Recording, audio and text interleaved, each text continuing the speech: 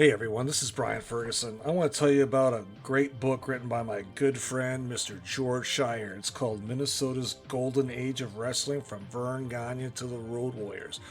George dives deep into the golden age of wrestling, starting with the 1950s, talking about Lou Thez, Vern Gagne, Wilbur Schneider, and many others, and goes all the way deep into the AWA and into the 1980s, ending with the tag team domination of the Road Warriors. Now, this book includes photos of George's personal collection, as well as programs and sports facts that was published for many years. So go to Amazon today or the Minnesota Historical website and get this book as soon as you can.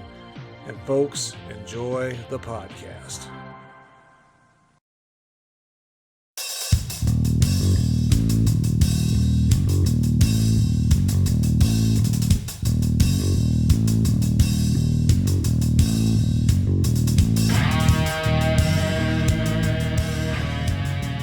Welcome to another edition of Bumps and Thumps, the talk of wrestling. I'm Brian Ferguson. Today's show, we've got two people on here. One is my tag team partner, the most dangerous pro wrestling historian in wrestling, my good friend George Schire. There he is. And a special treat tonight. Very special. We have the son of the greatest wrestler on God's green earth, 8 times NWA World's Heavyweight Champion, Harley Race, Mr. Justin Race. Justin, thank you for coming on the show tonight. Hey guys, how you doing? Yeah, I heard that. I don't mess with historians, that's for sure. They scare me. I just thought it was. I'm dangerous now. Wow, that's good. I know. Brian. That's good. Wow. That's good. Well, you got to tell George if somebody challenges a statement that is said by George or on Facebook or whatever, George will whip out the program or the whatever it is and show them in black and white the fact that this is what happened. I've watched him. I've read things he's written. Yeah. I've read things he's, as you said, edited. Yeah. Well, but about the only thing, George, I might have on you is some of the things I see on the internet about what things that happened back in the dressing room. Yeah, some of those are. Those are yours, man. Those are yours. That's where I was. I wouldn't rest on you on a date or a time or a place, but you know, was said back there. And that's what makes you special, Justin, because the Harley that the fan and me, people like me, we didn't know that, him. Yeah. We knew Harley in the ring. We knew Harley on that interview. We knew Harley that, he was just, like Brian said, he claimed he was the greatest wrestler on God's green earth. And I honestly believe that if you have any type of top 10, top 100, top 1,000 recognition, if you don't have Harley right up there near the top, if not at the top. I appreciate that. And that's serious. Yeah. That isn't. I appreciate that. He is that elite. And I will share with you that I had an opportunity at Cauliflower Alley. This goes back way to about 2001. And Lou Thez, who was the president of CAC at that time, and I had a chance to chat with him so much because I was on the board at that time of Cauliflower Alley. And we talked about Harley Race. And Lou, he had, when Lou gave you respect, you knew that it was legit. Sure. And he definitely said Harley was just one of the best ever. And he loved, and coming from Lou Thez, he liked the way that your dad respected the business. Harley would come to the arena with a nice sport coat on and dress like a champion. And when he got in the ring, he didn't have a lot of the color and pizzazz that so many of the other wrestlers did, or even the champions did. He just looked like he was the champion. And that came from Lou Thez. Yeah, well, that's a credible compliment. Wow, that's nice. I think that when you say that he didn't have the pizzazz, I know exactly what you mean. But a lot of it was he didn't have pizzazz because he was basically telling the other guy to beat the crap out of me. Yeah. Yeah. Because you're going to look good for 50, 55 minutes, and Right. then I'll handle the end. Yeah. But the finish. But Yeah. it's hard to have pizzazz when you got Flair or Andre or whatever giving you that chop across the chest or whatever, Yeah. and you could hear it in the Yeah. upper deck. So Sure. people say, "Boy, your dad sells well." I'm like, when Andre hits you like that, you don't have to sell anything. Right. Yeah.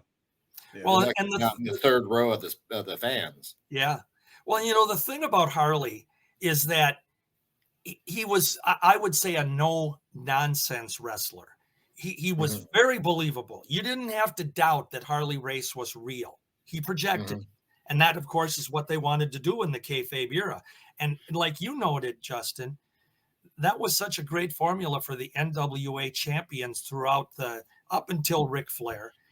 Their job was to go into a town and convince the fans, the NWA champion, and Harley did it as good as any of them, to go in and convince the fans that their babyface or their heel, whatever the case was better than Harley, was better than the champion. And like you said, go 50 minutes and just get the crap kicked out of him. But he was selling it and proving it, and it sold for rematches. It made the challengers look good. People often ask me what's his best match ever or whatever. What did you like? What was it? Of course, my favorite match ever was when he won the 7th world title in St. Louis. But some of my favorite matches were when he would come into town and be quote unquote off. And we would travel to. Dad believed that everyone should get to see the world champion. And back then, without cable and this and that and whatever, if you didn't live in a big city, you weren't going to see the world champion. Sure. So Mom and Dad and I'd load up the van and we'd go to every one-horse town in Nebraska, Iowa, Kansas, Missouri, Oklahoma, and Arkansas. And if it was within 7-8 hour drive, we'd go. And Dad, town of 400 people, and you're wrestling in the gymnasium with 399 people. And the only other person that wasn't from the town that wasn't in the audience was the guy wrestling you. Yeah. And Dad would let this young man, this local hero, just, oh my gosh. I mean, when I was a little kid, I was like, good God, this guy's, I'm thinking my dad just watched Dad might wrestle Flair in a big event. And now I'm watching him wrestle this young kid. And I'm like, Jesus, this kid must be good. And, 50, like I said, 55, 58 minutes. And then he'd disqualify or somehow he'd end the match or he'd win. Yeah. But when he left that town, all those people in that town said, our hometown boy just got that close to being a world champion. And he made a lot of wrestlers that way. Yeah. Because then they moved on. Then the promoters would look and they'd ask Dad, was he really that good? Yeah, Dad, that's it. He's pretty darn good. And he brought some wrestlers from these little bitty towns that would have never had any exposure. Sure. Had we not taken the time to, or Dad, I should say, not taking the time to go and wrestle in front of 300 people when he just got done wrestling in front of 70,000. Right. Yeah. Right. But those were some of the coolest matches he ever wrestled. Oh yeah. And I've heard the old making a broomstick look like a good wrestler. That's what I was just going to say. That's been used oftentimes, that Harley could get in the ring with a broomstick and convince you that the broomstick could beat him. And that you can't get any better a description than that. I know, it's funny. I mean, I hear I hear that often from the guys, especially the guys either from his school or from that had been around his school or whatever. That they couldn't understand how someone could put up with that for that long. I mean, sometimes being humiliated. Yeah. I mean, a lot of times he's the world champion, and here's this young kid that no one even knows, and almost looked humiliated. And then they come back and just win at the end, and they're like, Harley Race only beat him by that much, really? Maybe he is that good. Well, it's interesting too, because before he was NWA champion for the first time in 1973, obviously I saw him for not 11 years. before that in the AWA, Mhm. and he was tag champ with Larry Hennig. Larry. Yeah. But they were so good and Harley, both Larry and Harley always said that we could go out and we could lose every night and we'd have the fans coming back tomorrow night to see us get our butts kicked Mhm. again. He said, Mhm. that's what made us good.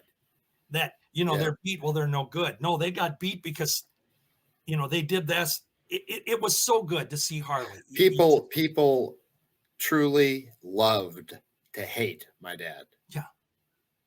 That Yeah. they'd come, I mean, they'd see that match, that 58-minute match, and the young kid or Flair, whoever, almost beat him. And boy, the next week or the next month, next time he was back through that territory, boy, they were there because they wanted to see him getting his butt kicked again. And maybe this time the guy'd actually win. Yeah.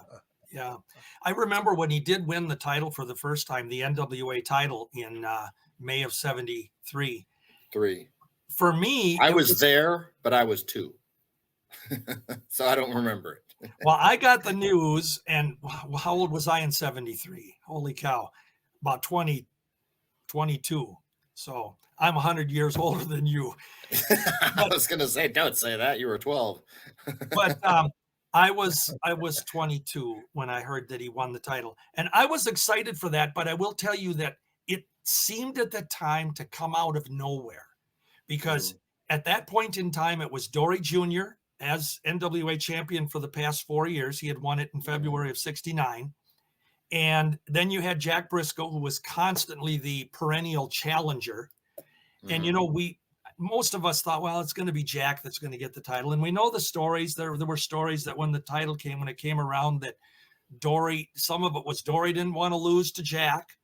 And then there was the talked about accident on the Amarillo farm for the Funks. Yeah, Dory was injured. And then all of a sudden, Harley comes into Kansas City, or, his hometown at that point in time. And he took the title.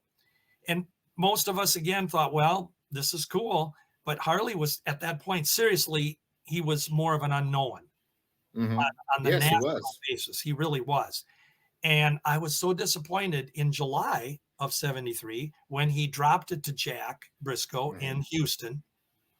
But I think it was great because I remember talking with Sam Muchnick one time in St. Louis, and he said what Harley Race did for that 2 months or 3 months, well, it's 2 months that he held the title the first time. He said, we intended originally it was probably going to just be the interim championship to give it to Jack and Gwen. He said, but what Harley did, we were surprised that in the towns he had defended to between that 2-month period, Harley drew.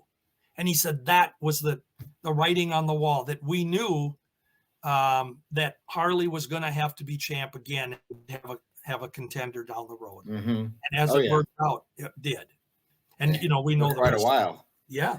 Well, I mean, there were a couple of reasons why the second time he won it was 77 or something like that. He won it from Terry Funk in 77. Yep. Yeah. And for the next, give or take, decade, he was the champion. He'd lose it, he'd get it back. He'd lose it, he'd get it back. But a couple of the reasons. One of the reasons that he remained for that decade or that long of a champion, not always consecutively. He'd lose it to Dusty or Tommy Rich or Bubba or whatever. Was A, he put up with the schedule, and B, if they did get some kid, a really good kid that they didn't know that was going to shoot on him, they knew that, well, if it comes down to it, Harley beat the crap out of the guy. Yeah. So they didn't have to worry about an unplanned change of title. Right. And see, that too was always the formula of the NWA champion, that he had to be able to defend himself in the event somebody wanted to get cute and just see how good you are for 10 minutes in the match or whatever it was, or to try to change the outcome, however it would have been. And, I always said anybody that was foolish enough to mess with your dad, they obviously had a death wish, because I'm really serious on that. And I will tell you, back in 2017, I had the opportunity to spend a whole day with Larry Hennig. And Larry was talking about your dad because we often talked about how great they were back in the 60s and the whole thing. Mhm. And your dad, or Larry, I got to tell you, he had so much respect. I mean, I could feel this coming from him. He said to me, Mhm. I never had a crossword with Harley all the years we were together. He said, we always got along. He said, we talk regularly. And at that time, I don't know what the deal was, but he had said that your dad had been having some health issues at that point in 2017. And I don't know what that was at the time. 2017. I believe so. Yeah. Yeah. He Yeah. was kind of on a Yeah. slow Well, road down. ironically, long story short on that, 2 weeks later from this conversation I had with Larry passed away. Yeah. That was That was sad. devastating to me. But That was anyway, devastating to my father. But what you said about Dad and Larry, when they, I mean, Dad told me about this when I was a kid. When we lived in Tampa, Florida, the Hennings lived there, and I posted some pictures. Maybe you've seen of Dad and Larry, Yep. Dad's and my mom and I and Larry and his family sitting on the beach, and yep, Dad and him I used to saw go that. spear fishing, and they would. So I knew they were good friends, but as I got older and whatever, he would remind me often that if you ever, like suggesting to me that if you've ever find a friend like Larry Henning is to me, that we never had a cross word. And then Right. as they got older, they kind of would not boast, but they'd make sure everyone in the dressing room or everyone, whoever was listening, knew that all the time they were together, they never had a cross word. Yeah. And two such mild mannered, quiet, Oh, yeah. both were that gruff boys. You can't Yeah. even hear what they're saying. And they were just like two peas in a pod. They even look like each other a little bit. In the 60s, yeah, they did. They were built a little more the same. Larry was the one that kind of bulked up over the years. Not Mhm. didn't get fat or anything, but he just was No. a bigger guy when he My when dad used to tell, he'd say, when they hadn't seen each other in a while, he'd meet up with her, Larry, your head's got to weigh 40 pounds. well, and there are some great matches for those that want to look at them on YouTube. I mean, I wish the 60s stuff was out there, but Yeah, there are a couple unfortunately. of tag team matches from Japan. I think around 1982 is when they took place, 81, 82. Hmm. And Larry and your dad are against one of them. They're against, I believe it's the Brody and Stan Blackjacks, Hansen. and then Brody Oh, and okay. Stan Hansen. Yeah. And, even though you look at him and you go, Larry and Harley are certainly older than their opponents at this point, but man, they could still just kick butt in there. And in Japan, they just had that all out style. If you watch the Yeah. matches, you can look them up. They got the chains going and they're outside the ring and the chairs. And I mean, it's beautiful. Japanese people scattering everywhere. Yeah. Yeah. Well, yeah, you see Well, the parting of the sea with the people, when they're sure, coming sure. through. Well, those were probably some of my I don't know if you like fun. I mean, of course, traveling around the world like I did, whatever, it was always fun. I mean, it was sightseeing and whatever for me. It was work for him, but he made his time out for the family during the day to sightsee and whatnot. But Yeah. as a young kid, watching your father go through that was traumatic. Oh, yeah. I mean, mom and dad had Yeah. kind of had a little thing that if this is going to be an out of hand bloodbath, and Justin and mom are going to putt putt or the movie that night or whatever. Sure. If it was going to be a match, we'd watch. Well, they weren't always right. Yeah. And I'd see some just brutal, just traumatic things. But when we went over to Japan and on those, they were tournaments, tag team Yeah, tournaments, they were, yes. for about 2 3 week tours. Um, I was always comforted because Dad was in there with Larry, so there was always someone. If he was getting the tar beat out of him, there was always Larry there to help him. And so the nerves. I mean, I'd get so nervous before his matches and butterflies and whatever. It's like I was going to wrestle. But just to see, I wasn't old enough to realize, what I was watching, and to watch your father go through that. I show pictures on the internet. Dad with blood running down his face and a big smile on his face, and my mom and I there with big smiles. And this is a successful day in the race house. And how many people have ever seen their parents look like that? Right. With blood and this and that and whatever. Right. So when we went over on those tours when he was with Larry, I really enjoyed going to the matches because I knew that I could kind of count on Dad not getting hurt, or so Yeah. I thought. You know what I mean? Yeah. But Larry, big teddy bear that he was, Dad was big enough, and then there's Larry. So Larry I was told like, me the story many years back, and of course I knew kind of the background of it. But Larry told me the story that when in 1960, right at the end of the beginning of 1964, we had seen Harley race here in the AWA, a couple of TV matches, and Larry, his story was that he went to Vern Gagne and Wally Carbo, and he said he wanted to have that kid work with him. And really? I think there was 4 or 5 years difference in their age, Larry being older. Yeah, Larry was a bit older. Yeah. Yeah, because I think your dad was only about 21 or 22 at the time. And but Larry said, I went to Vern and Wally, and I said, give me this kid to work with. And Larry was just becoming a heel at that time. I mean, he had transformed from being a baby face, Mm-hmm. and he was, Mm-hmm. now feuding with Vern, his trainer, and the whole storyline. And Mm-hmm. it was perfect to put him with a tag team partner. And I can tell you, Justin, that from the get-go, they gelled so well. When they came out in their first matches, there was little doubt that Hennig and Race and Hennig, they were magic.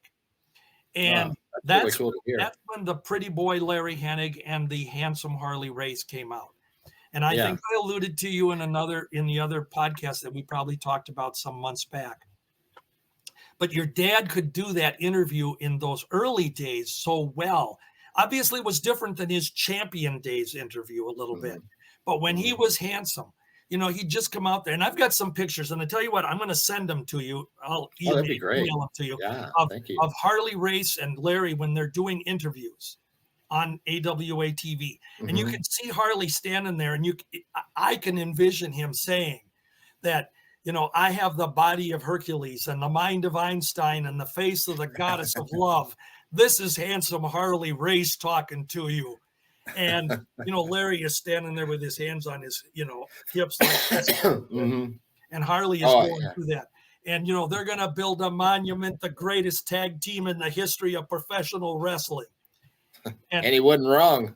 No, I tell you what, you ask anybody that's really a serious historian, and you look at all the great tag teams of the 60s, the 70s.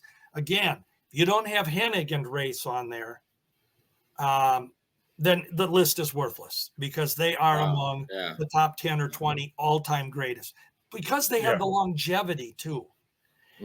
I mean, they were together a solid from October of 64, and their last match together in the AWA was December of 69. So with the exception of about 6-7 months when Larry was on the shelf with a bad knee, it broke his leg, the broken leg thing. Yep. With that exception, they pretty much were they were the draw in the AWA. If it wasn't Mad Dog Vachon or Vern Gagne or the Crusher in the main event, it was Larry and Harley. Or against them all. I mean, he was against those guys too, the two. Well, and even, past their tag team, I think that's why our families were so close. Where they were so close just as men, and regardless of the ring or anything that they did, that they just brought. I mean, I was a little boy. I was a little younger than Kurt, but there's pictures of me and some of Larry had several kids.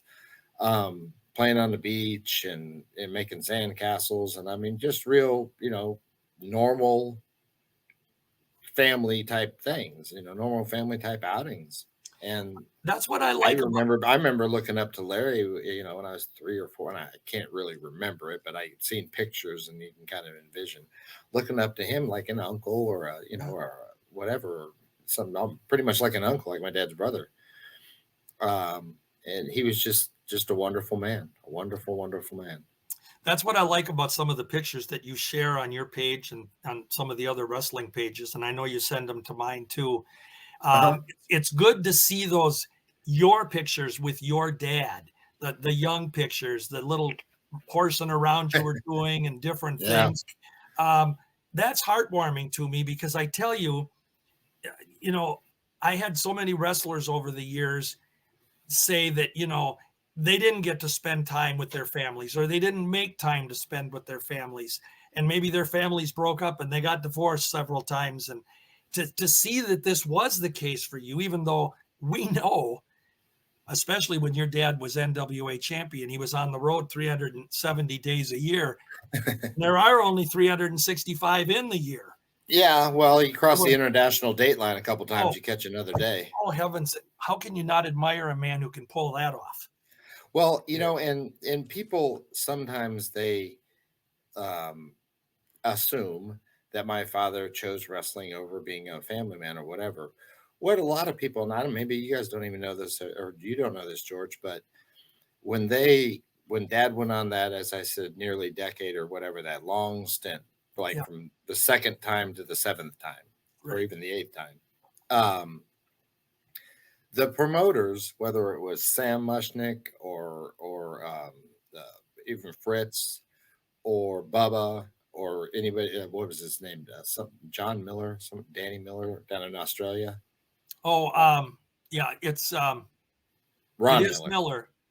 Ron Miller, I think. Yeah, you might be right. It was Ron Miller, and he had Larry O'Day or something was his wrestling. Yes. But regardless, they flew my mom and I with my dad. I mean, they paid for us to, they obviously paid for him to fly there. Well, they paid for my mom and I to fly there. Sam would pay for my mom and I to fly around the United States with my dad. And if he was going to be in a territory for a while, mom and dad would always get a van. They'd buy a van and have it all customized. So it had TV in it and a VCR and all this kind of stuff. And so my mom and I would drive, he would fly, and we'd meet him in Florida. And then we'd just work our way up the East Coast all summer long.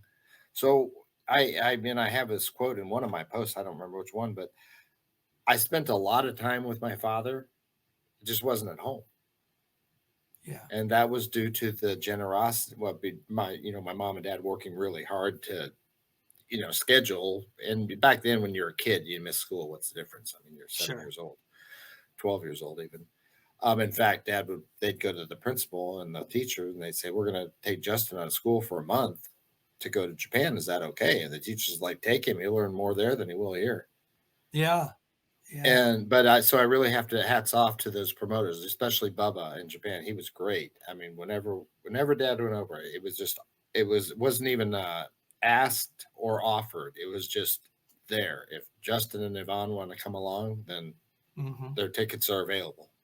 It's interesting when you bring up the Baba relationship, because I know the story is out there, the title change that your dad did with Baba in Japan, that there have been times when that wasn't acknowledged officially by the NWA. It was kind of said that Harley did a favor to Baba and they did it over there to, do the exchange. But I think that fits into his number 7 or number 8, one of those title changes, that it was done as a favor to Baba. Yeah.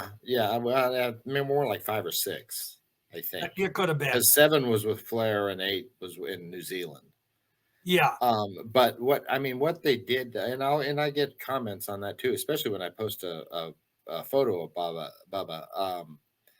And I've got all kinds of Bubba stories, because every time Bubba and Motoko, his wife, came to America, they stayed with us at the house. Cool. And then there's picture. I haven't found any of the pictures, but some of the stories with Bubba playing around, because they didn't have children.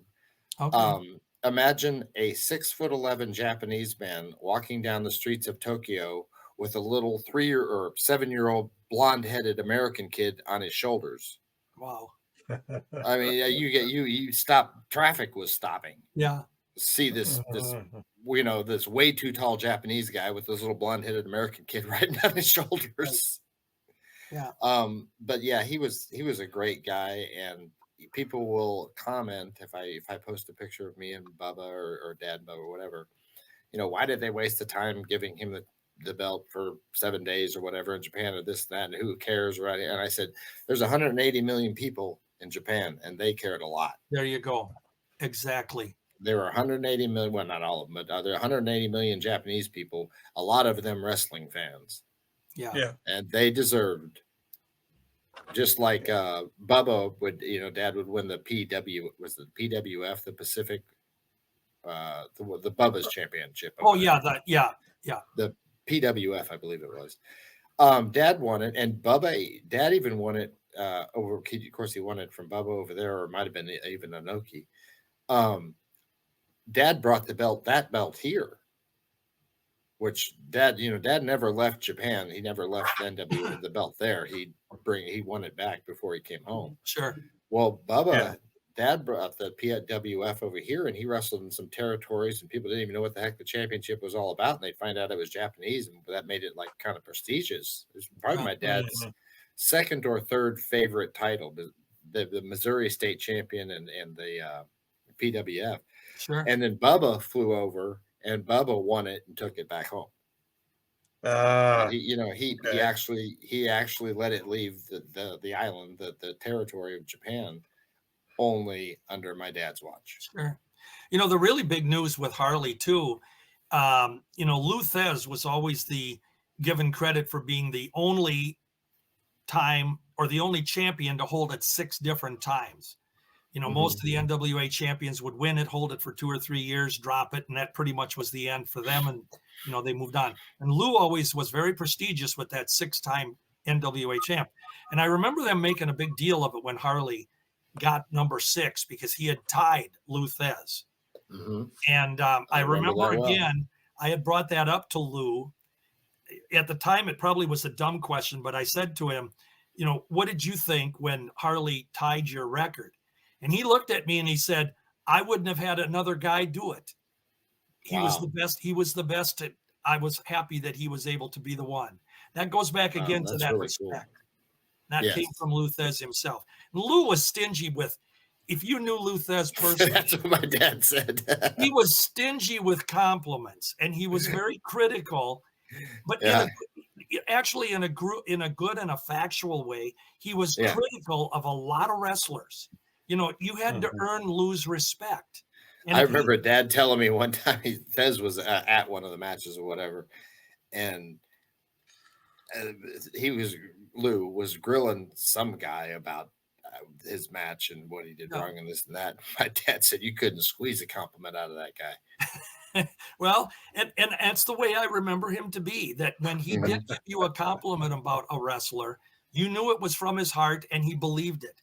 And that's why Lou was difficult to work with, I think, at times, because he wasn't going to just put anybody over, as NWA champion. And when he did lose, he picked his challenge, his winner. Dick Hutton, when he dropped the title in '57, he said, "I'll lose the title, but I will only lose it to Dick Hutton." Well, and that's kind of how Dad was through his career. I mean, people always think that these decisions were made by the promoter, and I'd kind of tell them, I'm like, promoters were promoters, and they might have, made your schedule out. Well, Barnett, or Jim Barnett made my dad's schedule out, but they were there and whatever. But the buck stopped with Dad. If it was going to be given away, he was going to pick the time, the place, and the arena, and right down to the day. Right. And if the promoters didn't like it, well, then he wasn't going to lose. And then again, back to the no one could shoot on him, and they couldn't stick someone out there and say just go out and beat him, because there wasn't any just going out and beating him. And you have to give your dad credit in that too, because he also had that respect that Lou had garnered for himself. That I'm good. I'll do what needs to be done, to coin a phrase, what's good for business. And and anybody that does take the title. Unless we're doing one of these like a Tommy Rich thing, that was more to further Tommy Rich and build a storyline, build rematches. Well, to make a name for a territory. Exactly. But Harley, for the long term, Harley was like Lou in that respect, that he had that integrity, that he wanted the champion to be a champion. Yes. And that's not something that every world champion, so to speak, could pull off. And that goes to how he's so highly revered now about the old guys, and then the old guys tell the story to the young guys, and the young guys. I mean, I have guys that I don't even know that are 25 years old that your dad's my favorite wrestler, and he's some big WWE champion now, or big face out in WWE. But you know, Dad had so much respect, like you said, for the business. Um, a friend of mine, interestingly enough, stopped by where I work today. I hadn't seen him in a long time, and he was telling, of course, my dad was only called Harley by one group of people, my friends. All the wrestlers, young and old or whatever, he was the boss, Mr. Ace, or King. Sure. My friends called him Harley. My friends, they, you know, what were your, you know, did your friends, were they on your back a lot because your dad was a bad guy? Did they think that you were, you know, some, you know, famous kid and not want to be around you or whatever? And I said, no, my dad was the guy that with my mom made chocolate chip pancakes for him in the morning after a sleepover to them. Yeah. They didn't, you know, he was not that big of a deal.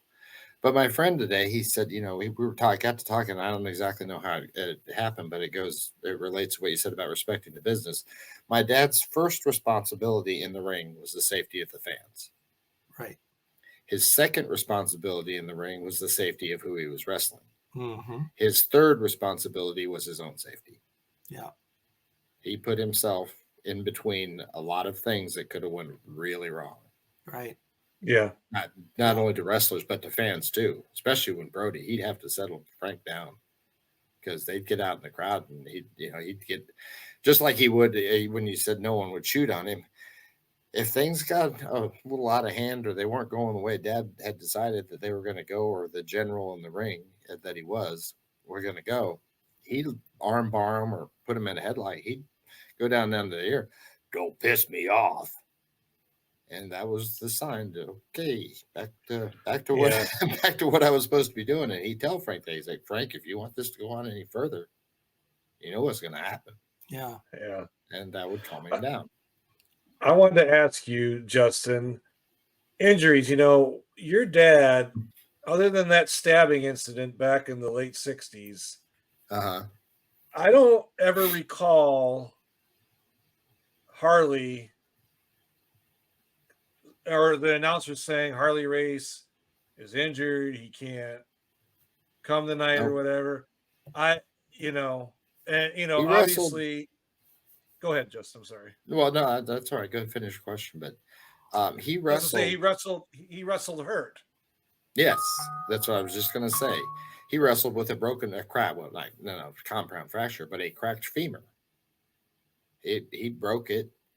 Drove to 300 miles to the next town that night. You know, they don't drive during the day; they drive at night.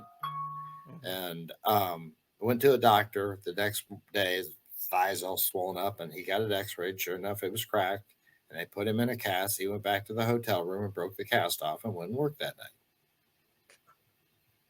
And That's that just wasn't the incredible. only broken bone he worked with, but yeah, Yeah. you know, the one match I think he missed one match in his career where they actually had to come out and say Harley Race won't be here tonight. And that was because I was in the state finals and he wanted to watch me wrestle. I don't know. Don't tell anyone now, but I don't know what promoter he fibbed to, but he said he got in some sort of a car wreck or the car or whatever, and he couldn't get to the airport. And we were out in the middle of Western Kansas, which was true. For the Kansas, that's where the Kansas State Wrestling Championships was way out in Western Kansas, where there wasn't anything. There was Denver, there's Kansas City, and pretty much nothing else in between. And that was the one match he missed, but it was just because he wanted to see me wrestle. It wasn't because of an injury or anything. If it was injury, didn't stop him. What was the deal with his arm? He talked. He talked. That was his AWA days, and he had the plate, and he would hit it with the. He'd take the microphone from the announcer, and he'd hit it against there, and you could. Yeah. That was one. That was back in the 70s. You remember Lee Majors and the $6 million man with a bionic arm? I used to call my dad the $60 man because of that arm. Yeah. I was like, well, yours doesn't look as cool as Lee Majors. He had what he had. It was the car wreck that he had with his first wife, that an unborn child. They were killed. They pronounced him dead at the scene. They took him to then they found a heartbeat like on the way to the hospital. I don't exactly know when, but they found a heartbeat. Sorry, guys. That's okay. It was my phone going off all the time. So anyway, they were going to take his leg, and most people know this story. And Gus Karras intervened and said, they went to my dad's mom and dad, Jay and Mary. And he said, look, they can take his leg off in St. Joe just as easily as they can in Marysville or whatever. Right. Let's get another opinion. Let's get the best we can get. And, long story short, Gus was responsible for my dad's career by saving his leg. Yeah. But in that same accident, he broke his arm in half. And I don't know if they'd have done the same thing nowadays that they did back then. You're Sure. talking in the 60s, early Yep. Yeah, early but 60s. he had a brace in there and 12 pins. And it was like a cement block in Mhm. there. And he'd show people with it, he'd do Yeah. this with his fingers. Yeah. And that helped him out in a couple of occasions in some bar brawls. But he didn't use that. He didn't use his arm as a weapon in the ring. But yeah, I called him the $60 man because he had some metal in his arm, but it wasn't bionic. The thing about your dad too is that, and I think we touched on this, but it's such a great story. He knew how to work the crowd. He knew how to get the heat when he needed it. And no example ever was more shining to me was when he was in that incident at the Chestnut Tree in Minneapolis, the lounge.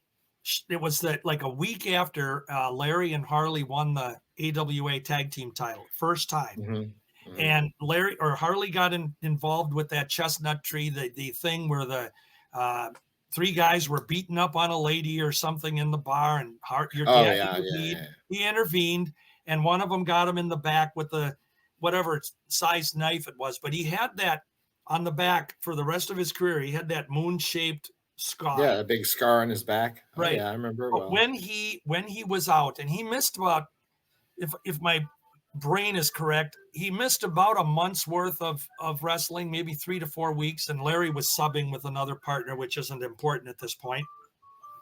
But when your dad came back, sorry. Oh, no problem. That was an alarm that was going to be going off for about 20 minutes. But when your dad came back, the night he came back, and they made a deal of this, Justin, in Minneapolis, in the newspaper, that pro wrestler Harley Race saved a woman. He was a hero. And, basically he's coming off as a baby face and a good Samaritan, which was all cool. But on that first night when him and Larry came back and Harley was coming in for the first time, and it was so great because Marty O'Neill, our ring announcer, he introduced and returning fans, giving his weight, and Harley Race, and the 150 people in the TV studio. I mean, man, he got a standing ovation and they were clapping. And the bell rang. Cool. The bell rang, and Harley started the match, and he comes out from the corner and he just starts pounding on the opponent, whoever it was. It was one of the TV enhancement guys, but he was pounding on, and within 10 seconds, I swear to you, boo, yeah, and they're yelling. He was popular. And Harley made the comment afterwards. He said, I couldn't be a babyface, and I knew I had to get my heat back, and that's the way he did it. And there, the incident was never talked about again in the AWA. That stabbing, that incident. That's funny. But Harley and that's a true story. Yeah. Oh, and as you said, that's on purpose. I mean, he loved what he did, but he loved even more that people would actually pay to come see him do what he liked to do. Right. And he found that more people would come if they didn't like you. Oh, yeah. And because they wanted to see him, he so rarely got beat that eventually people were like, well, this SOB is going to get beat tonight. Yeah. And like they say, butts and seats. Yeah. And it was all about he filled every auditorium that he was ever there. And those people were not there to see. I mean, yeah, they came to see Terry or Rick or whomever. But what they really came to see was whomever beating him. Yeah. That's what they came to see. And they were I remember at the Memorial Hall here in Kansas City. I go down there quite often on Thursday. He didn't wrestle at Memorial Hall on Thursday night. It was every Thursday night, and he was part owner of the territory. Right. But he was world champion, so he was rarely in town. So when he was in town, we'd go down there, and I remember just kind of being a mischievous kid and going out and like with the fans and going to where they left, not back by the dressing room, they left through the front door, so to speak, of the arena. And after he'd beat someone or just, do one of his performances where he almost got beat. And boy, people were mad. I mean, people would leave there and just, I'd never seen it. Wrestling is one of the most emotional sports.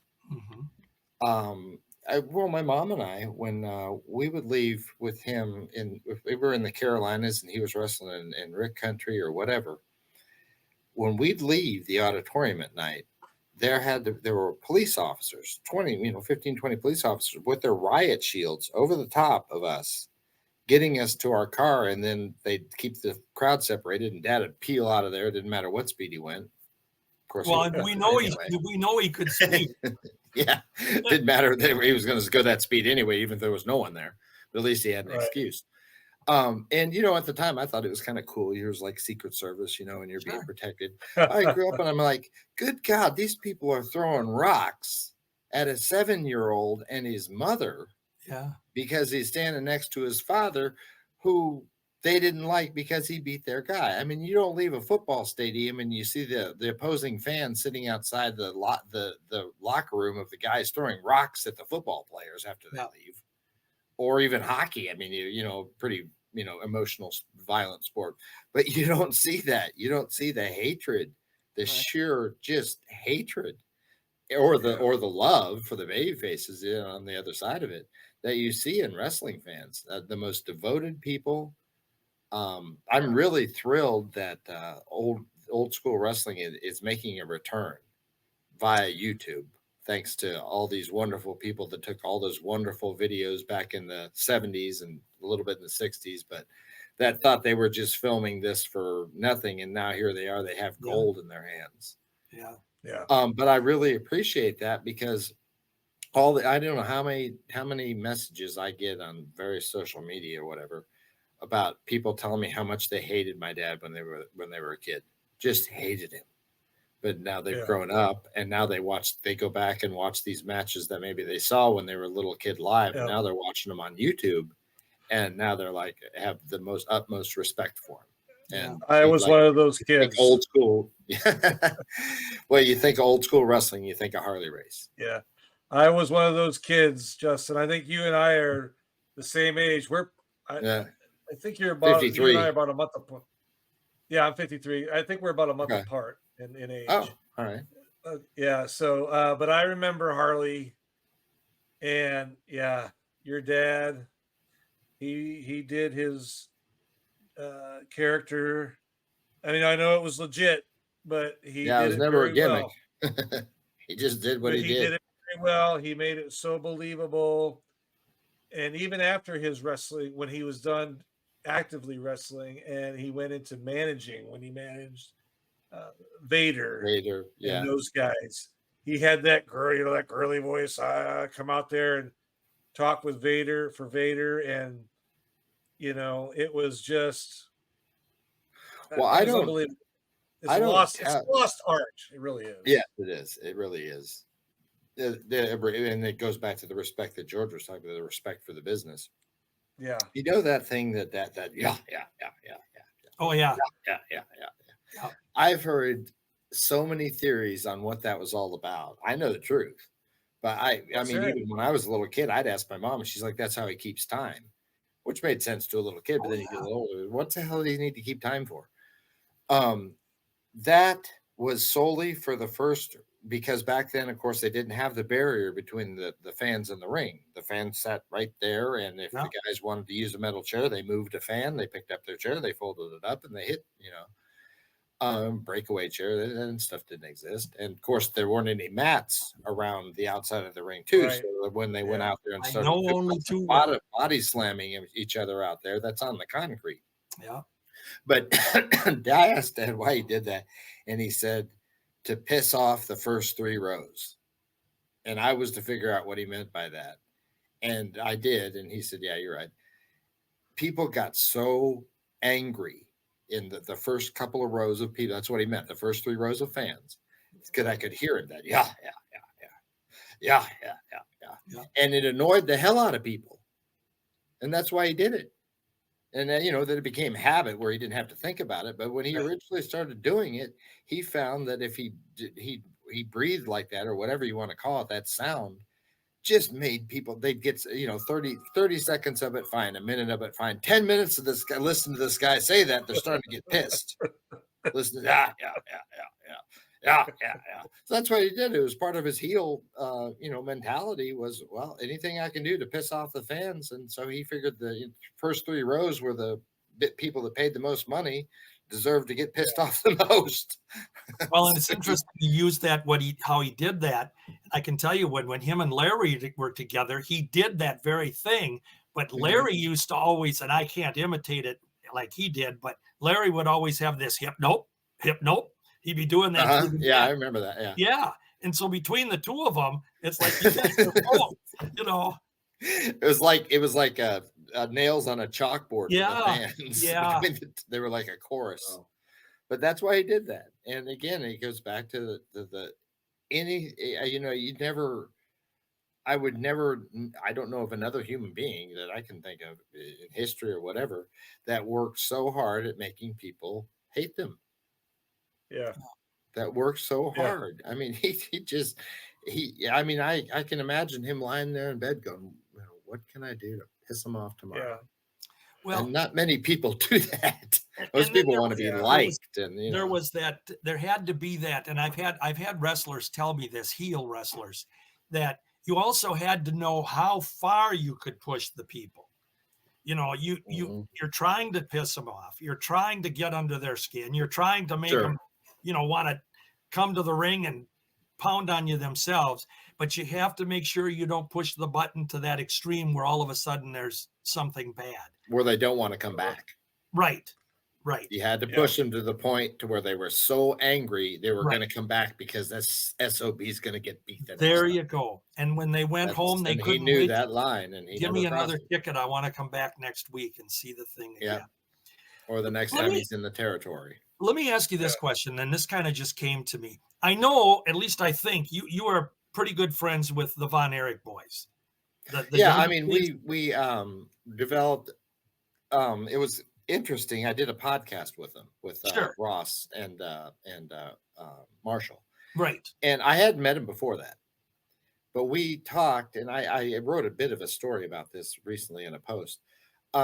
We got on about 5 minutes before it was live. Sure. I believe it was live. Anyway, we got on together and started talking about 10 minutes before it started. And by the time, the bell rang, so to speak, we were family. It was the first time as a grown man adult, not a teenager or 20s or whatever, but, 53-year-old guy, that I'd talked to a couple of guys that knew you can tell people what it's like when you're 6, 7 years old to watch your dad get hit over the head with a chair and the blood flying and him screaming in pain and, the trauma that causes. You can tell people that till you're blue in the face, but they don't know what it feels like. Sure. Yeah. I talked to those two gentlemen and it was I kind of understood, like the wrestlers, they have this kind of unspoken language when they meet, like when they told me that when their dad, Kevin, and my dad first saw each other for the first time in a long time, the hug and not necessarily conversation, the hug and the look and whatever, it was like two old war buddies that had saved each other's lives. Right. Seeing each other for the first time in a long time. Yeah. And I developed a bond with those two so quickly because I didn't have to try to describe what it felt like to see blood flying out of your dad's head. Right. Him get hit over the head with a ring bell or the belt or any piece of whatever was there to hit him with. Foreign object. I didn't have to. All I had to do was mention it, and I knew that they knew what I was talking about and felt, and how I actually felt when that happened as a little boy. And so, we developed a friendship just like that. I'd like to get your opinion on something. I'm sure you saw the Von Erich movie, The Claw. Yes. Yes. Oh, yeah. I enjoyed the movie. For what it was worth, I enjoyed the movie. I really did. I thought some of the boys in the movie, they didn't quite look like the character they were playing, but I thought the movie was done. I thought the Fritz character looked right on like Fritz von Erich as I remember him. Yes. I got to be honest with you. I didn't like the guy that portrayed your dad. Really?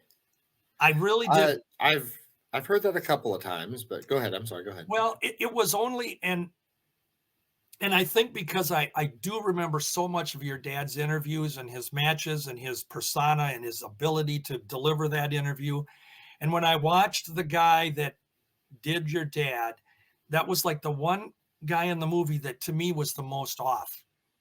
Really? And again, it's That's probably interesting. just my opinion. I'm sure others thought, oh boy, that's Harley. You know, that is Harley. But it didn't work for me. And so I was just curious what you, I think you were telling me you thought he was better than I thought he did a good job. I've heard both ends of it from the fans, and I pretty much agree with who I'm talking about. I'm not out there to, I'm out there to talk to people and to keep my dad's legacy alive. I'm not out there to get in arguments with people. Right.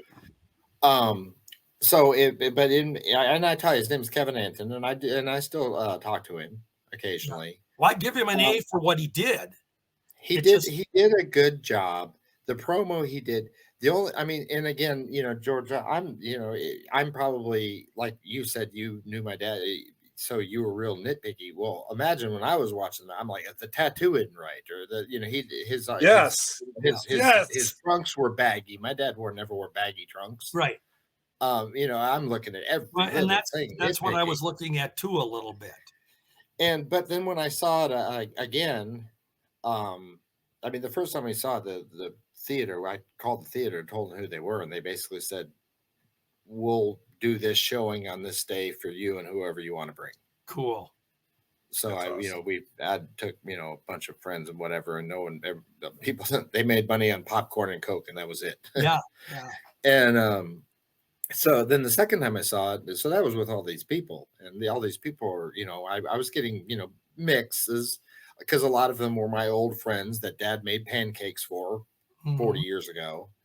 So they're like, well, he didn't look like your dad. He didn't talk like, And then, and then I get the fans that think he did a great job. And the second time I saw it, I was a little easier on him, I think. Okay. I kind of just said, let's actually see what, Yeah. And I thought he did. I thought he did a reasonable job. Now I've heard, I don't know how many thousand times that I should have played him. That everyone's like, why didn't you play your father? You look just like him. And nobody ever asked me. That would have been cool. That would have been cool. Yeah. That would have been cool. Well, if a movie, there's always books and movies to be made. My mom's writing a book now, and I've told you before, both of you, that I'm writing the book. Don't Tell Your Mother. Yes, I was going to ask you about that coming up next. Do you have any expectations? We'll get there, but okay. I cut him some slack, and I ended up thinking, he did okay. If nothing else, Harley Race was on the big screen, whether it was actually Harley or not. Right. And so then when they started talking about books and making movies of books or whatever, then I actually been asked and been entertaining the idea of, if there is ever anything done, I'm going to play my dad. You got my vote. Just see how it goes. I don't know how to act, but I know how to act like my dad. There you go. You don't need to act like. I want to ask you this. The last couple of years, you've been really, you and your mother, Yvonne, have been out there promoting your dad's legacy, and I met you in person. We did a podcast, you and I, back in April, I think it was. Yeah, right after the Dark Side came out. Right, and then you and your mom, I met you and your mother in person at FanFest in St. Louis. I don't probably correct. remember that. And I was just curious, are you continuing? Because maybe next year, I know a lot of people would love to see you and your mother at Waterloo at the National Wrestling Hall of Fame there. I would have gone this year if I'd have known it was happening. And I was hoping you would be there, Justin. You and your mom. Yeah. My wife and I were there, and I was like, I think Justin might be here, but you weren't, unfortunately. And since then, I found out about that event on Thursday. It was happening on Friday. Since then, I've been in touch with Herb Simmons. Yep. And I told her, I said, when there's events that you think would be appropriate or whatever. Because he told when at SCW is the first time I met Herb. Right. He told me that he used to call my dad, and the first thing my dad would say was, "Where do you need me?" And I told Herb when I was there in St. Louis with him, I said, I'd like to continue that with you with my father. If you need to call me up, where do you need me? Yeah. Yeah. And so, since I missed that because I didn't know what was happening, Herb and I and Dennis also, Attila, Just because, um, yeah. yeah, um, they know if there's an event that Right. I should go to, they'll Yeah. let me know it's happening. Wow. Because I was there when he was inducted into that Hall of Fame. It was in Newton at the time. Yeah, Newton. Yeah. Newton, Iowa. Yeah, I was there that Yeah. night. Yeah. Because Danny Hodge, Dan Gable were inducted that year. Yep. There's a photo taken with my dad and Danny Hodge that's out on the internet. I think I took the picture.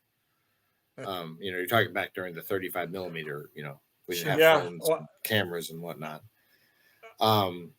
But I would have liked to. I would love to. We're going this year. I already bought my tickets, my wife and I. And she don't go to very many wrestling events. And she really enjoyed Waterloo a lot. I mean, like she said, I'm going to go back next year. She usually doesn't say that for wrestling stuff. She really enjoyed it. And I think you'd have I a will really be good there time. next year. Don't worry. You and your mom would have a great time there. They would treat you with the utmost respect. And yeah, it was great. And Did you send me the picture of the bronze boots of my father? Somebody that went to that said I did not. they had some boots bronze. Yeah, they had some my bronze dad boots there. Yeah, your dad. Somebody sent me I a might photo have. of it. I can't remember if that was you or not. It might have been me. I'd have to look. I was taking a lot of pictures and sending them off to people, so I probably did. There's for the funny story about the bronze boots. I posted it was a long time ago. I could probably repost it because I didn't. I think you were kind of alluding to in the last couple of years promoting and getting back into getting my dad's legacy alive. Yeah. Well, technology caught up. I did, I always had a Facebook account and this, that, and I didn't make a secret of who my father was, but right. It's not been until the last couple of years that I've had where first of all, I was approached by 25-year-old kids. Your father's my favorite wrestler. How do you know? He was retired before you were born. YouTube. Oh, so I started checking out YouTube. I'm like, geez. And then I'm looking at this match of him and whomever in 1970, whatever. And then I'm looking down here at the views and it's 150,000 views. Right. And I'm like, you know what? I think that people are a little tired of where wrestling has gone. Yes. And there's a large group of people, a large audience out there that now appreciate because they've been shown it and experienced to it, and video games with the old school wrestling. And my dad is kind of synonymous with that. So that's when I was like, well, you know what, Dad, you might not be here anymore, but I'm gonna build your name back up to better than it ever was, because you deserve it. And so that I kind of made that decision then, right around the time technology kind of caught up with everything. And it gave me the ability to do it. I'm glad you did, because it's great to see you and your mom. I'm sorry, George, I didn't mean to cut you off. No. I knew Harley. I met your dad. Somewhere. Pardon me? I said my mom is here somewhere. Okay. I met Harley about my gosh, what is it, 2020? About 12 years ago. I think I've told you this story at Springfield, Missouri. He had his WLW, World League Wrestling. Just such a nice man. Not the grumbling old, I'm going to kick everybody's butt in the ring persona. Very down to earth, very humble. Appreciated you being at the event. Diz would talk to you, wasn't the type of person that'd be like, okay, kid, I only got about 2 minutes. He would sit and talk with you. I don't care if it's 5 minutes, 2 minutes, 10 minutes. He'd sit there and talk with you. Yeah. And I have so much respect for your father. Well, I appreciate that. It's That's Harley unbelievable. And I have Race, and and I that's have a who lot I'm of trying to show to the world.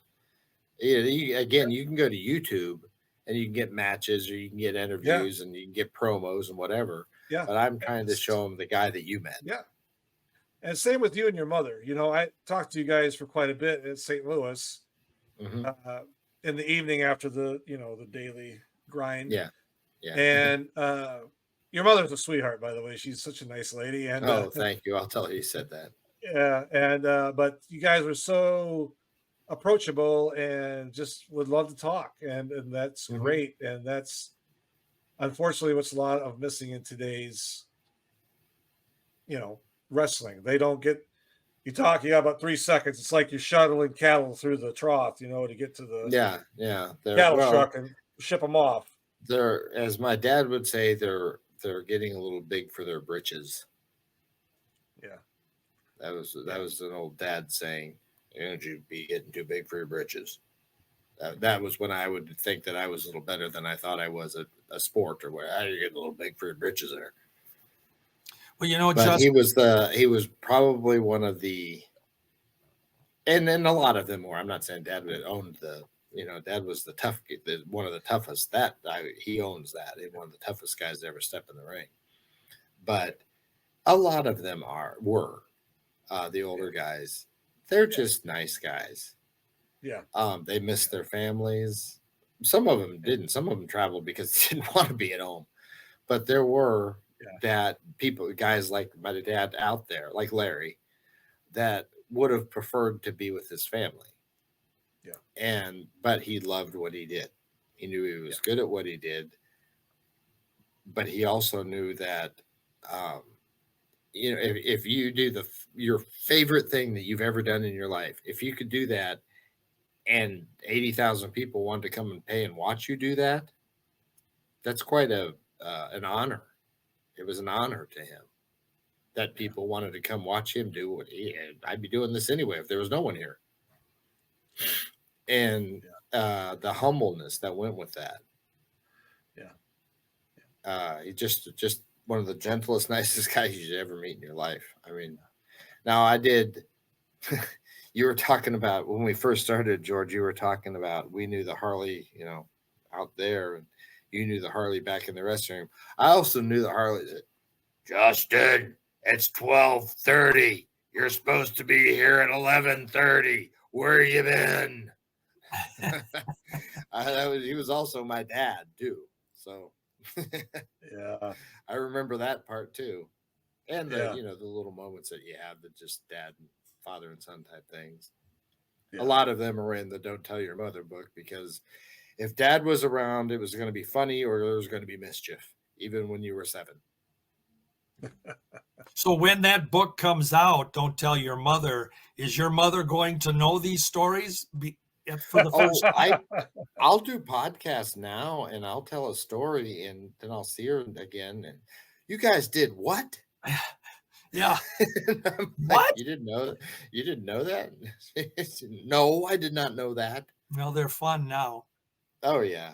Yeah. Did your dad ever talk to you about in the very beginning when he got into the business? There was that time when he was working as the driver and handler of Happy Happy Humphrey, Humphrey. the Yeah. great, Happy Humphrey. He he was just a big. They built him at 650 pounds or something, and be honest, he couldn't do Closer much to more than 8. could have been, yeah. But he couldn't do much more than waddle around the ring, Yeah. and he was Yeah. an attraction that went around. But your dad, I heard a story, and maybe you can verify this. I heard a story that your dad actually had to spray him off after the Oh matches in the yeah. shower with a hose, and Well, that scene in the Dark Side of the Ring when they kind of showed like a mop oh and yeah, a guy yeah, that wasn't far from true. okay, Dad, I mean, when you're that big, obviously the rolls of fat and sweat underneath, he gets stinky. yeah. And yeah, he'd lay him down and he'd take him to a car wash Oh wow, and oh he'd hose wow, him down at the car wash. yeah.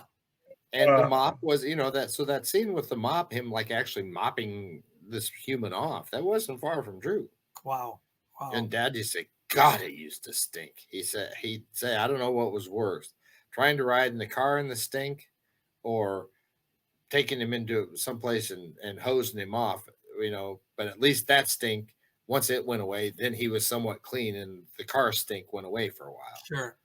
But Well, yeah, he the was. reason I brought that up was because obviously this was in the very beginnings of what Harley Race's career was. Mhm.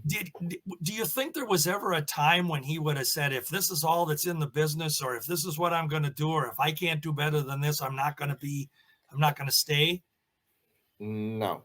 No. Dad, when he was 14, he saw his first match. Right.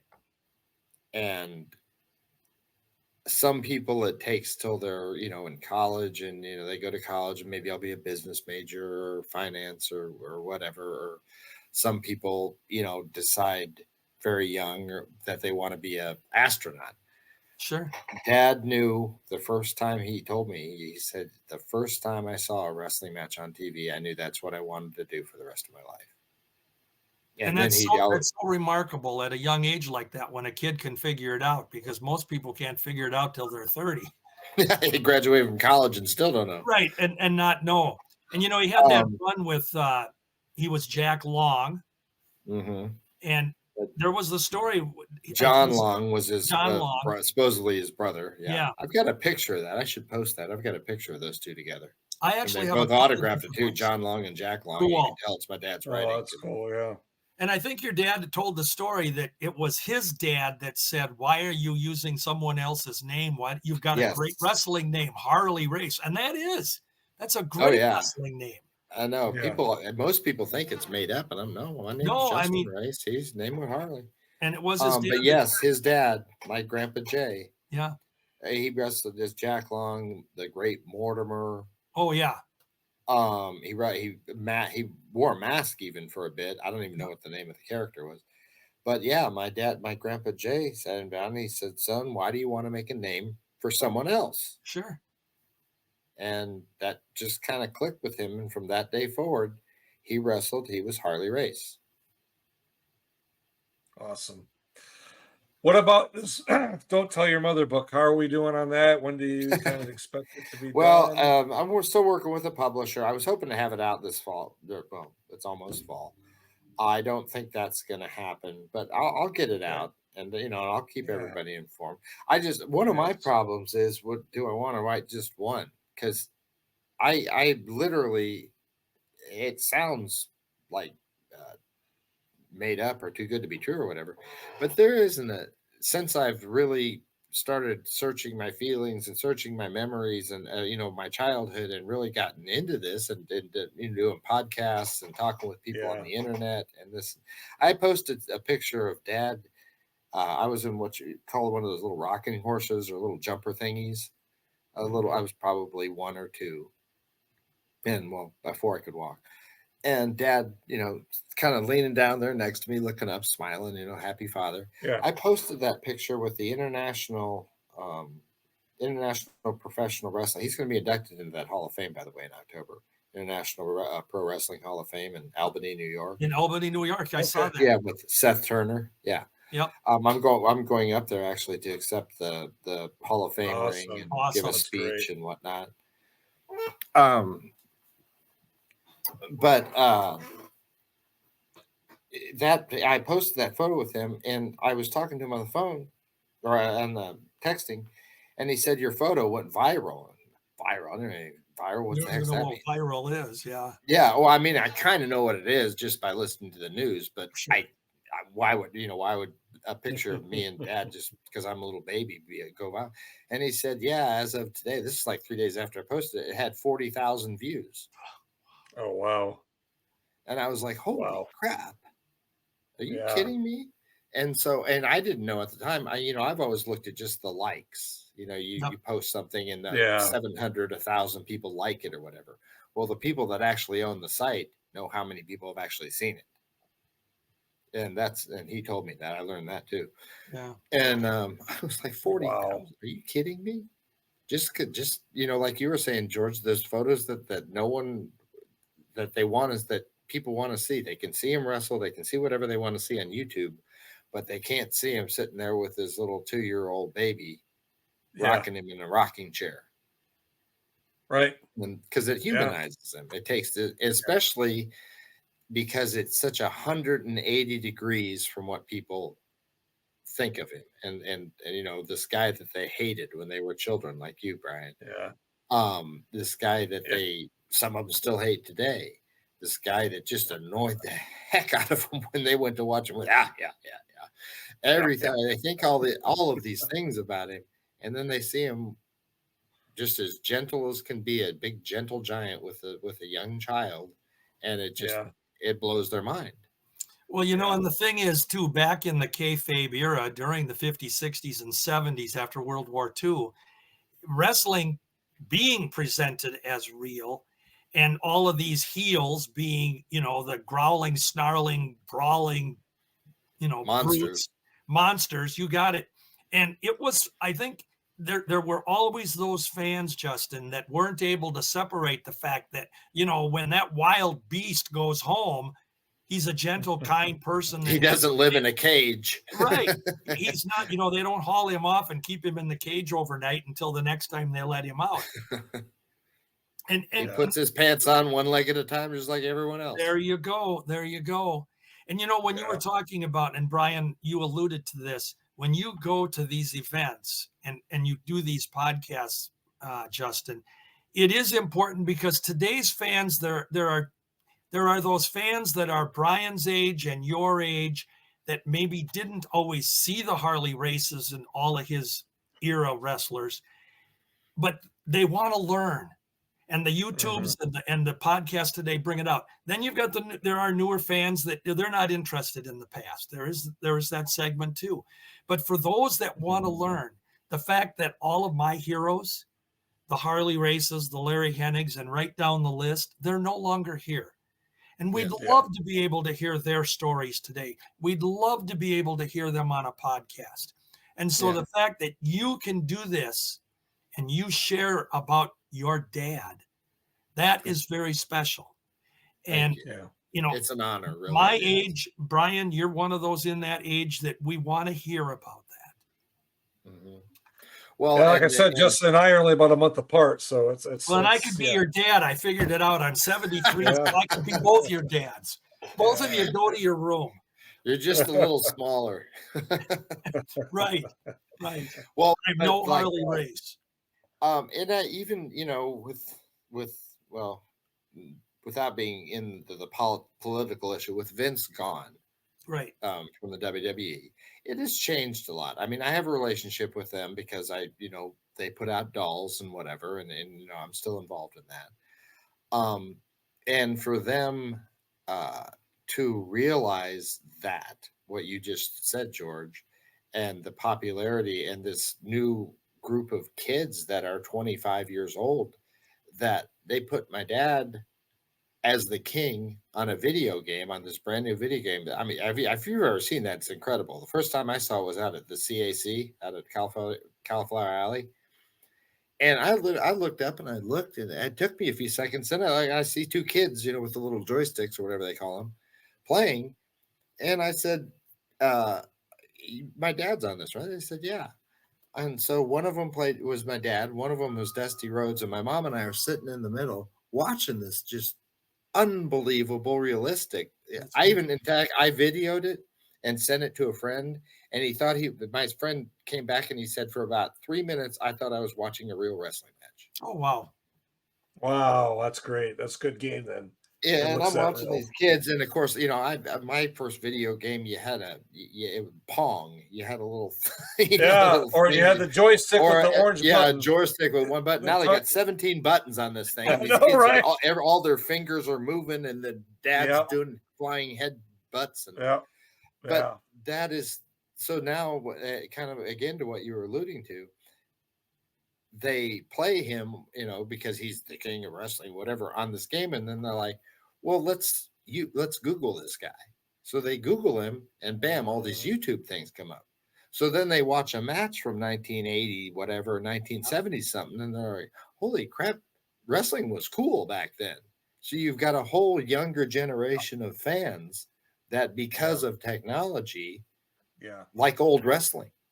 They watch Yep. Monday Night Raw and they watch SmackDown, and you know, it's the same thing happens every week. Yeah, first of all, back in Dad's day, Abdul the Butcher had to hide the little knife that he had in his waistband or whatever. He had to hide the weapon. Nowadays, they got a 10-foot ladder sitting in the middle of the ring. It's like, Exactly. Yep. where did that come from, and why is that part of the ring? Right. Yeah. And so, Yeah. you know, it's like it's almost cartoonish. Yeah. And so these kids, through playing a video game, well, then they find out about the King Harley race. So then they Google King Harley race, and then they, oh, look, there's a YouTube of him in a wrestling match, and then they watch the wrestling match, and Yeah. all of a sudden you got a 22, 25-year-old kid who's a Harley race fan. Yep. And then those kids appreciate what I send them, like the because of things being, you know, technology has brought the world together but separated it at the same time. Sure. Yeah. You can have friends in Japan now, but you've never really met them. Sure. Yeah.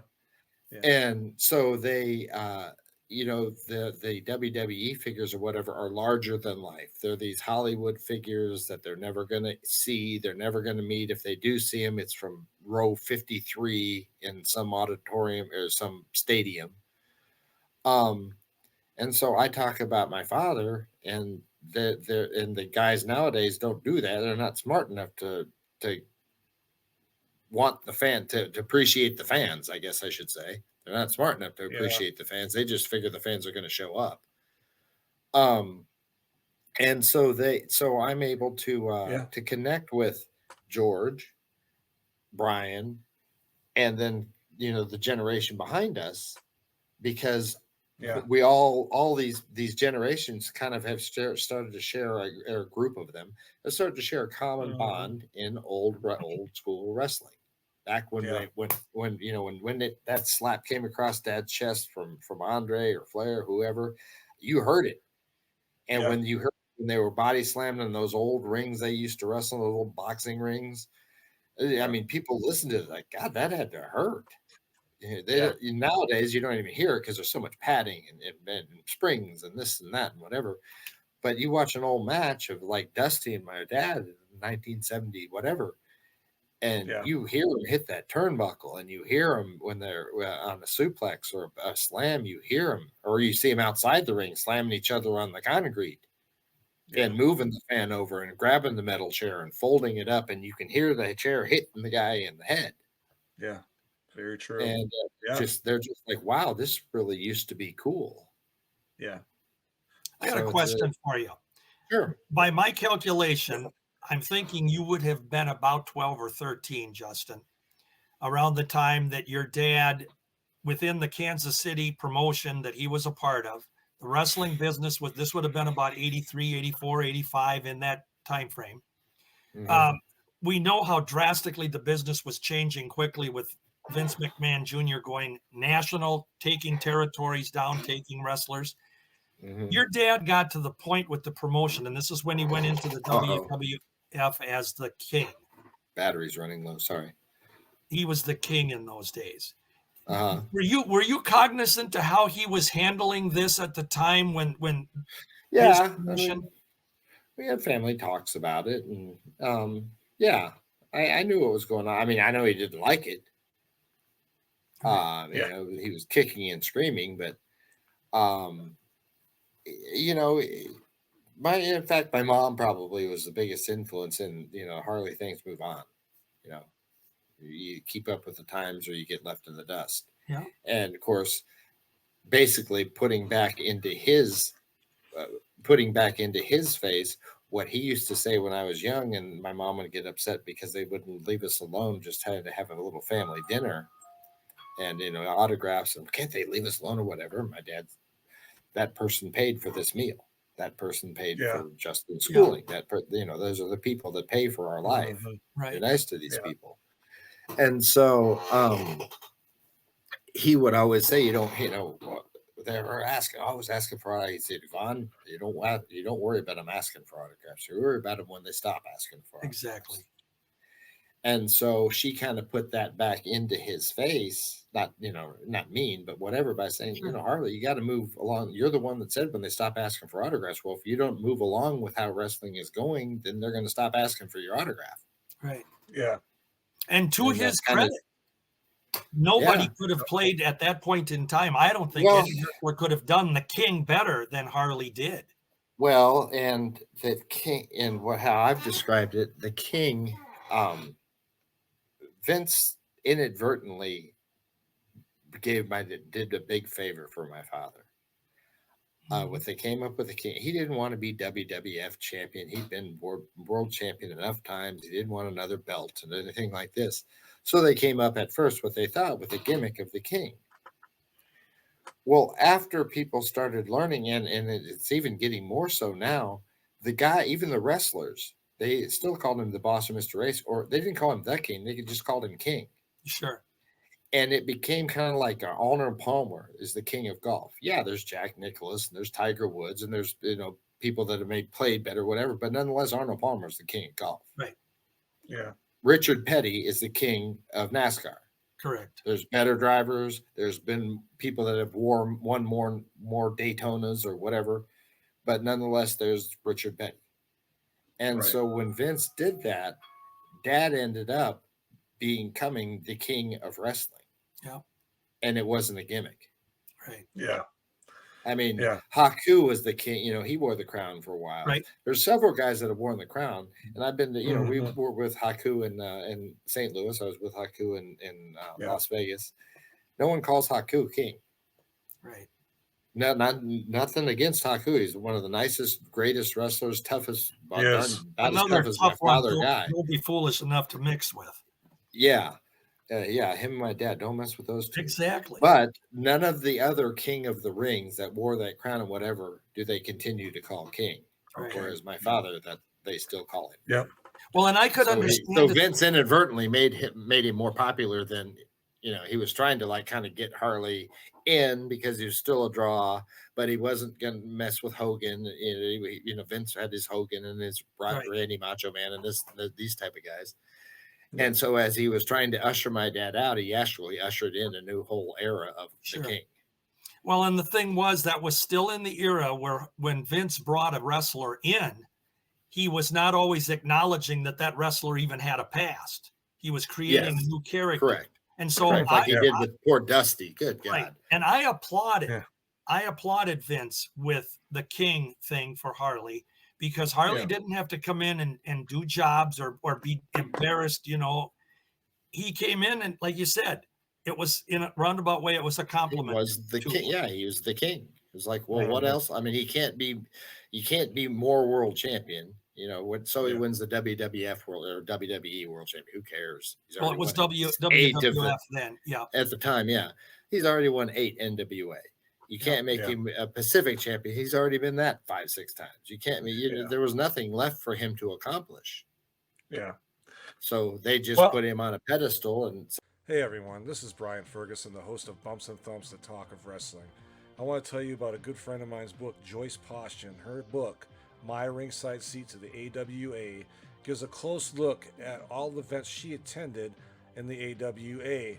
From the mid-70s through the 80s, Joyce has taken thousands of pictures that you won't see anywhere else and tells stories about her times with Bobby Heenan, Nick Bockwinkel, Sergeant Slaughter, and many others. Also, the foreword of the book is written by Sergeant Slaughter. So go to www.joyceposton.com and get your book today. So, looking back and now what's happening nowadays, Vince actually did add a favor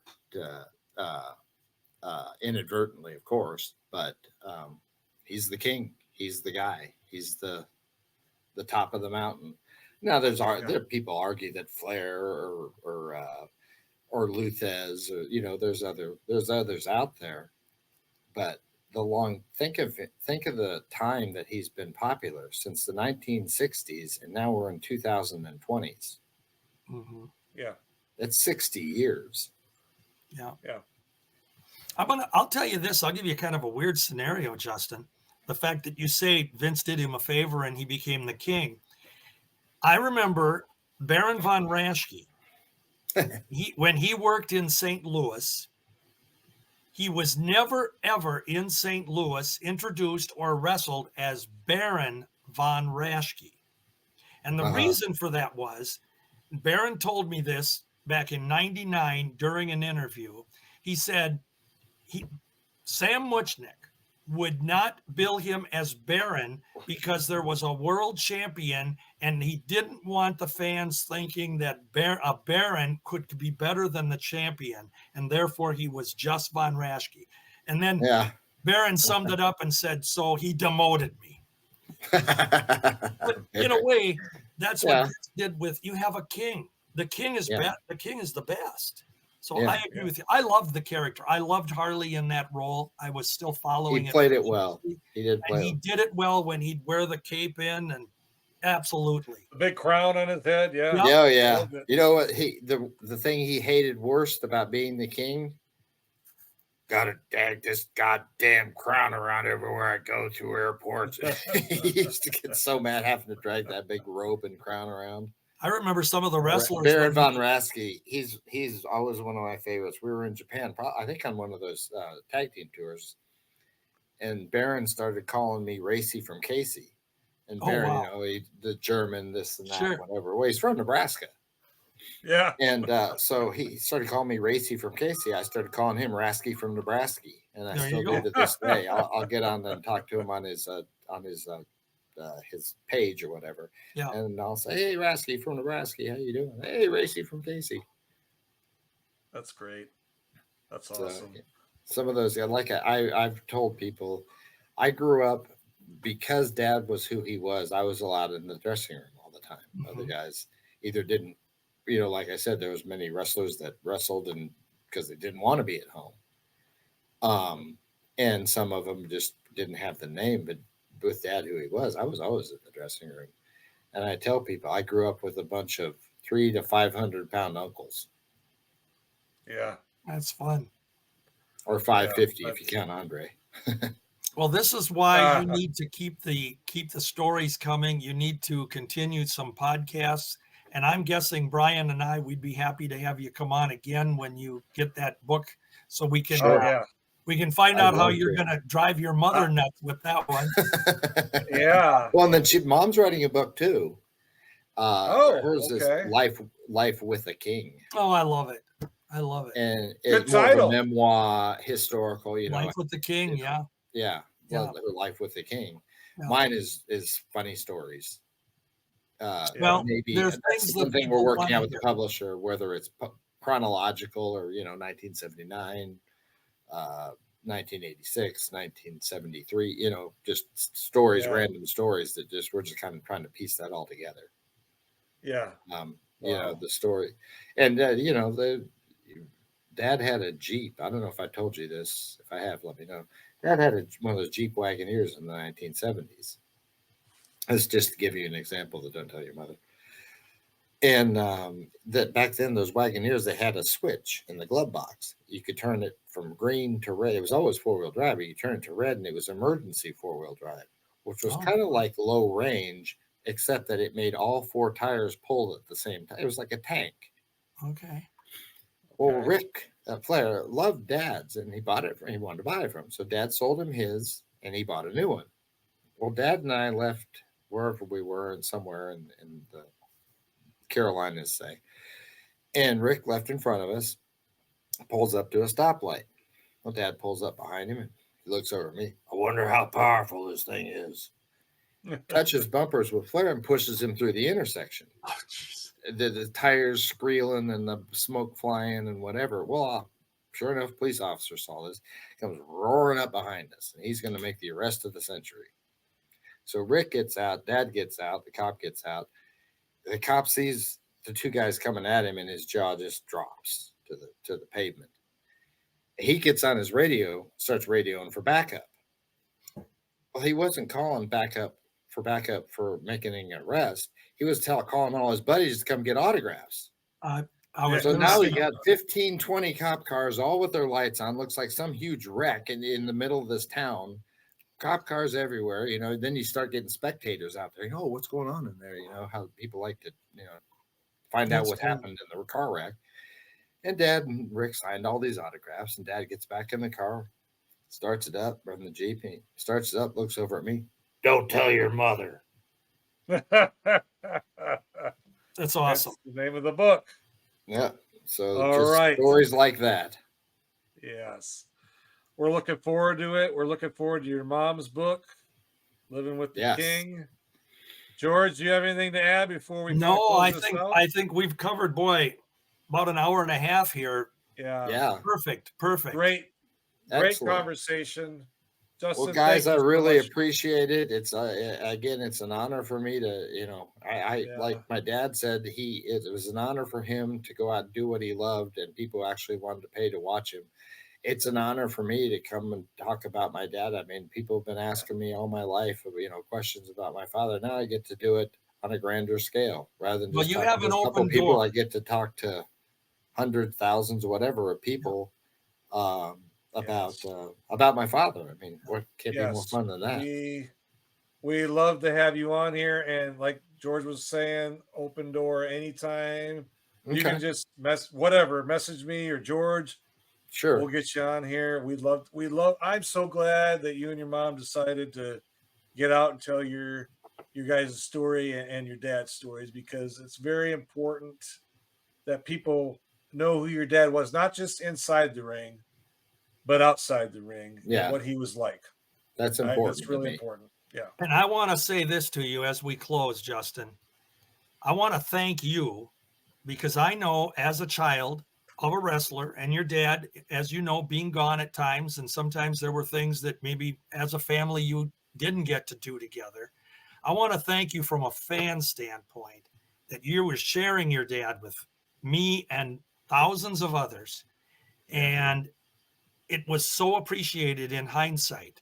I always say I was blessed to watch wrestling in the era that I was. I'm glad I'm as old as I am, because I got to see stuff that Brian didn't, that you didn't. Mhm. And I love those memories. But I thank you. I thank your mother, the parents, everybody for sharing your dad. Know that it is appreciated. Saying comments like that, George, make it all worth it. Yeah. I appreciate it. I really do. It is my honor. And Dad, and it was his, and he'd say the same thing if he was. Oh, and we'd love to be able to have him. That's what I said. All of those old greats, they've left us. I look at the list of old wrestlers from those 3 or 4 decades when I was growing up. Dory. And they're all gone. Dory, yeah. Dory's about the only one left. I know. Yeah. I know. Yeah. I look at the list and I go, oh my gosh. It's just a small handful of guys, and most of them are in the situation where they can't even go on and do podcasts or anything. And so we were blessed to have known them. Yeah. But thank you. Keep it up. Come back again. And God bless your mom. You guys are a good team. I will tell her. Tell her. One more time, thank you again, Mr. Justin Race. Thanks for coming on, George. Thank you, everyone out there in TV land. The world's most dangerous pro wrestling historian. Thank you. Don't mess with George. That's right. Wow. And hey, folks, if you're listening, thank you. If you're watching, thank you. If you haven't subscribed, please do so, and we will talk to you soon.